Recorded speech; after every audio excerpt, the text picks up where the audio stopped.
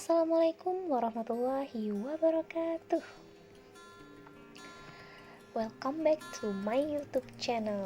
Oke, pada video kali ini aku akan kolaborasi dengan teman aku akan membahas sesuatu. Dan tentunya sesuatu itu emang lagi trending di masa sekarang ini. Tapi sebelum itu kita perkenalan dulu karena ada pepatah yang bilang tak kenal maka kenalan dulu. Oke, di sini saya akan memperkenalkan diri. Perkenalkan, nama saya Hanan. Kalau dari foto itu bisa dilihat pada gambar yang sebelah kanan. Dan rekan saya bernama Siti Mukhalafatun. Kami berdua dari jurusan Pendidikan Matematika UIN Antasari Banjarmasin. Pada video kali ini, kami akan menjadi presenter dari Konferensi Nasional Pendidikan 1 dengan tema Merdeka Belajar di Era Pendidikan 4.0. Nah, di situ ada kontak person dari kami. Nah, untuk selanjutnya pada video kali ini sudah saya jelaskan bahwa saya dan rekan saya akan mempresentasikan paper yang telah kami buat, di mana paper itu berjudul Studi Eksploratif Dampak Pandemi COVID-19 terhadap Proses Pembelajaran E-Learning di Perguruan Tinggi. Tanpa bertele-tele, kita langsung masuk aja ke intinya. Pertama, bagian pendahuluan.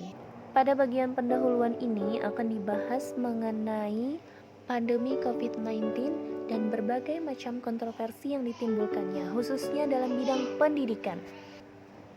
Seperti yang sudah kita ketahui sebelumnya bahwa pandemi COVID-19 ini memang bisa dikatakan sebagai wabah yang cukup berbahaya karena penyebarannya yang cukup cepat dan bisa menyebabkan kematian bagi penderitanya.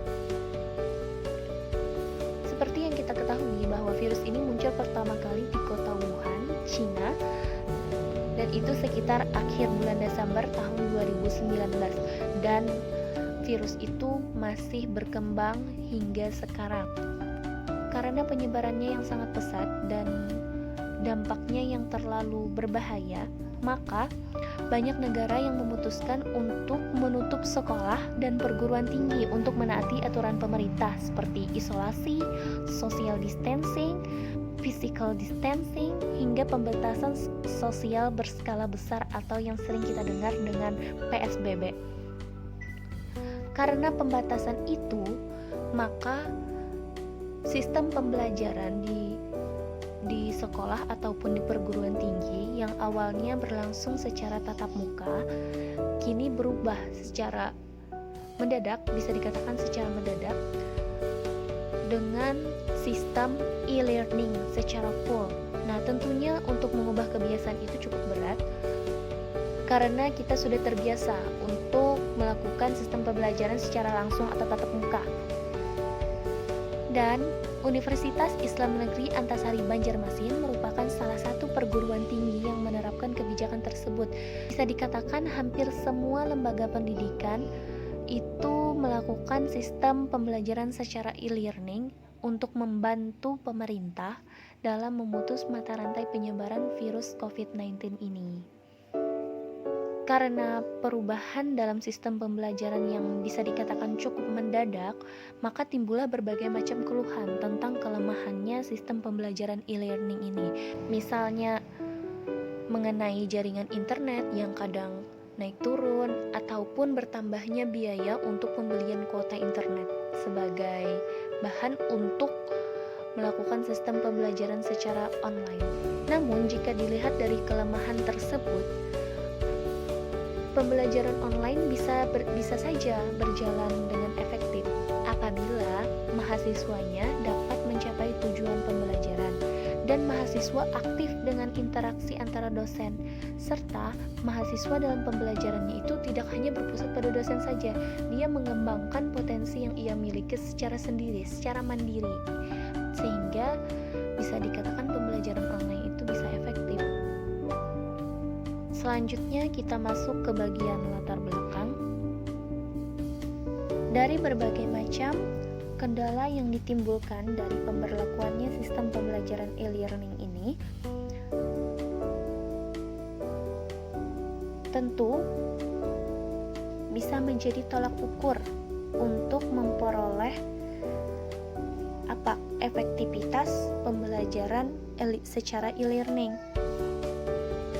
di mana dari harapan paling tidak nilai ketuntasan mahasiswa berada pada taraf 60% atau lebih agar dapat menguasai pemahaman materi yang diberikan. Namun kenyataannya, nilai ketuntasan mahasiswa sekarang berada pada taraf 48% yang mampu memahami materi yang diberikan. Selanjutnya, masuk ke bagian faktor penyebab. Adapun faktor kendala dalam pembelajaran e-learning ini kurang lebih ada 5. Mulai dari aplikasi yang digunakan, belum semua siswa mampu beradaptasi. Masih ada permasalahan dalam penggunaan media pembelajarannya. Terus yang kedua, ada masalah jaringan yang tidak stabil, baik jaringan yang digunakan oleh dosen ataupun jaringan yang digunakan oleh mahasiswa. Terus selanjutnya ada mengenai metode pembelajaran yang digunakan selama e-learning, di mana beban yang diterapkan pada pengerjaan tugas sekitar 80% daripada penjelasan.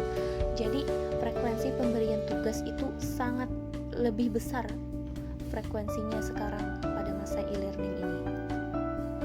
Terus, metode mengajar dosen masih kurang efektif untuk mampu memancing ide-ide mahasiswa, apalagi mahasiswa yang notabene praktikum atau pembuktian suatu masalah dalam mengembangkan gagasannya, sehingga para mahasiswa masih banyak yang mengalami kesulitan untuk menciptakan suatu penyelesaian yang sesuai dengan yang diharapkan.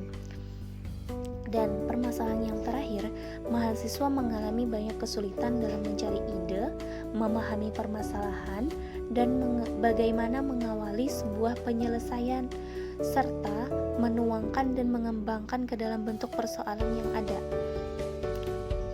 Karena nggak ada prakteknya. Terus, rumusan masalah dari paper kami itu adalah bagaimana dampak pandemi COVID terhadap proses pembelajaran e-learning di perguruan tinggi, dan tujuan dari penelitian kami itu untuk mendeskripsikan dampak pembelajaran e-learning di perguruan tinggi. Untuk selanjutnya mengenai metodologi penelitian itu akan dijelaskan oleh rekan saya Siti Muhalafatun. Terima kasih. Di sini saya akan melanjutkan presentasi kami. Mari kita bahas tentang metodologi penelitian. Adapun pendekatan yang kami gunakan adalah studi kasus eksploratif dan jenis penelitian deskriptif kualitatif terhadap 100 responden. Hasil penelitian yang kami dapatkan, 84% mahasiswa sudah pernah melakukan proses pembelajaran e-learning sebelum pandemi terjadi. Dari data yang diperoleh ini menunjukkan bahwa sebagian besar mahasiswa tidak akan terkejut ketika diadakan proses pembelajaran e-learning. Sebanyak 40% mahasiswa mengalami kesulitan dalam menggunakan media pembelajaran e-learning. Hal ini menunjukkan bahwa sebagian besar mahasiswa telah menguasai teknologi, sehingga mereka telah siap menghadapi keadaan yang sekarang ini. Terkait proses pembelajaran e-learning akibat pandemi COVID-19, adapun media yang biasa digunakan dalam pembelajaran e-learning berdasarkan penelitian yang telah kami lakukan, di antaranya menggunakan Google Classroom, Google Meeting, Zoom, Skype, WhatsApp, Telegram, website kampus, Discord, Edmodo, dan YouTube. Sebanyak 88% mahasiswa mengalami kesulitan dalam memahami materi dalam proses pembelajaran e-learning. Kebanyakan dari mereka kesulitan dalam hal mata kuliah yang terkait matematika serta mata kuliah filsafat atau lainnya. Sebanyak 64% mahasiswa mengalami stres tingkat sedang akibat pembelajaran di masa pandemi ini. 20% diantaranya mengalami stres tingkat rendah dan sisanya mengalami stres tingkat tinggi. Terkait perkembangan IPK, 48% mahasiswa dapat mempertahankan IPK-nya. Bahkan sekitar 32% mahasiswa dapat mengembangkan IPK-nya. Diperoleh 56% mahasiswa tidak keberatan jika proses pembelajaran e-learning tetap dijalankan. Kesimpulan dari penelitian kami dapat disimpulkan bahwa dampak COVID-19 terhadap kegiatan pembelajaran online di berbagai perguruan tinggi menggunakan aplikasi yang berbeda-beda sesuai keinginan dan kemampuan dosen mata kuliah, dengan mahasiswa dituntut untuk mampu menguasai bahan ajar menggunakan aplikasi yang digunakan oleh dosen tersebut. Hasil wawancara mahasiswa dapat disimpulkan pembelajaran online merupakan alternatif jalur penghubung pembelajaran yang masih belum efektif untuk menjadi solusi pembelajaran di masa pandemi COVID-19 pada perguruan tinggi. Proses pembelajaran e-learning menurut penelitian yang kami lakukan sangat kurang efektif.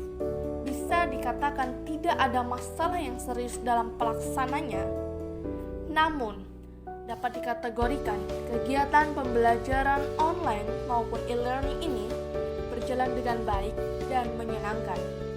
Meskipun terdapat berbagai macam kendala dalam pelaksanaannya, dengan demikian mahasiswa bisa mengimbanginya. Hal ini dilihat dari sebagian besar mahasiswa dapat mempertahankan IPK mereka. Namun dari itu, masih kurang memuaskan. Dengan standar 60%, seharusnya mahasiswa harus mampu mempertahankan IPK-nya dan memahami materi yang disampaikan oleh dosen mata kuliah tersebut. Dalam kenyataan ini, hanya 48% mahasiswa yang sangat cukup untuk memahami pembelajaran e-learning ini. Terima kasih, itu saja dari kami. Salah khilaf, kami mohon maaf dan kami banyak-banyak berterima kasih.